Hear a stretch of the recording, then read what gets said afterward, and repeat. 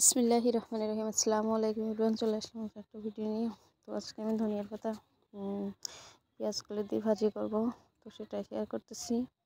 তো সবসময় ধনিয়া পাতা ভর্তা করে খাই, তো আজকে একটু ভাজি করলাম। তো এখানে টাটকা ছিল ধনিয়ার পাতাগুলো, আমি যেভাবে পরিষ্কার করে কেটে নিচ্ছি।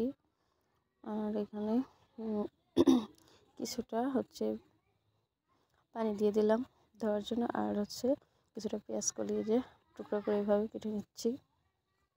এদিকে সকালবেলা, শীতের সকাল, তো এই যে কড়াই দিয়ে দিয়েছি চুলায়। এখানে দিয়ে দিচ্ছি পরিমাণ মতো সয়াবিন তেল।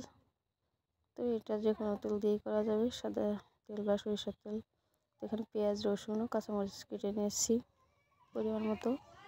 তো এখন এগুলো ভালো করে হালকা করে নেড়ে চেড়ে ভেজে নেব।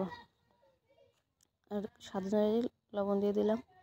তো দয়া করে সম্পূর্ণ ভিডিও দেখবেন, সম্পূর্ণ ভিডিও দেখে একটা কমেন্ট করবেন, আর শুরুতে একটা লাইক দিয়ে দেবেন। তো এখন এগুলো ভাজা হয়ে গেছে, আমি এগুলা ধুয়ে রেখেছিলাম, ওগুলা দিয়ে দিচ্ছি। তো সব কিছু ভালো করে ধুয়ে এগুলা দিয়ে আমি ভালো করে নেড়ে চেড়ে মিশিয়ে নিচ্ছি। তো আমি যে নেড়ে চেড়ে এখন ভেজে নেব। তো একটা কথা বলবো যে আমরা অনেকেই সবাইকে সাব করছি, কিন্তু কেউ কেউ ভিডিও দেখছে না।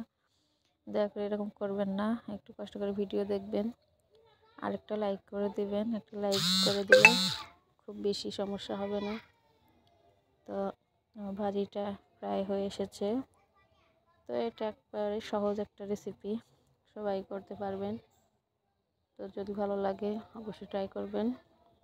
তো আমি ঢাকনাটা দিয়ে একটু ঢেকে রেখেছি যাতে ভালোভাবে সিদ্ধ হয়ে যায়।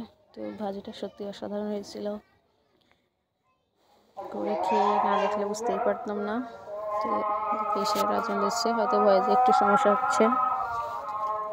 তো এখানে আজানের শব্দ শেষ হয়ে গেছে, যাই হোক। তো এখানে ভাজিটা প্রায় শেষ হয়ে গেছে। আর কিছুক্ষণ নাড়াচাড়া করে চুলা থেকে নামিয়ে নেব। এই যে হয়ে গেছে, এখন নামিয়ে নিচ্ছি। তো এখন এই যে এখন সুন্দরভাবে এই যে হয়ে গেছে সেদ্ধ। আমি চুলা থেকে নামিয়ে নিয়েছি যে কড়াইটা, এখন বাটিতে উঠিয়ে নেব। তো যাই হোক, আসসালামু আলাইকুম, আল্লাহ হাফেজ।